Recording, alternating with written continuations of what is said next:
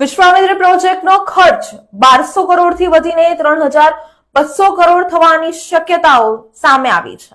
જી હા દર્શક મિત્રો, આપણે સૌ જાણીએ છીએ કે આ વર્ષે વડોદરા શહેરમાં ભરપૂર વરસાદ વરસ્યો હતો, જેના કારણે વિશ્વામિત્રી નદીમાં પૂરની સ્થિતિનું નિર્માણ થયું હતું અને વડોદરામાં એ અવાજ ઉઠ્યો હતો કે આ વિશ્વામિત્રી નદીમાં જે પૂર આવ્યું છે તે કુદરતી આપદા નહીં પરંતુ માનવ સર્જિત આપદા છે। ત્યારે ગુજરાત સરકાર દ્વારા ₹1200 કરોડની જાહેરાત કરવામાં આવી હતી વિશ્વામિત્રી પ્રોજેક્ટ માટે।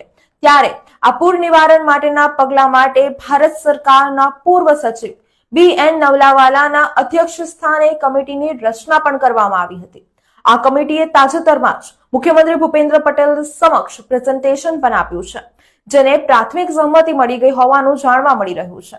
આ વચ્ચે ₹1200 કરોડનો ખર્ચ વધીને 3200 કરોડ જેટલો થવાની શક્યતાઓ સામે આવી છે।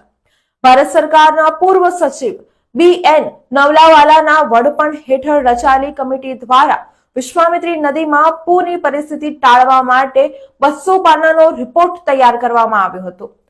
હવે આ કામગીરી માટે શેડ્યુલમાં આવતા વન્યજીવ મગરને સલામત સ્થળે ખસેડવાની કામગીરીને પ્રાથમિકતા આપવામાં આવશે।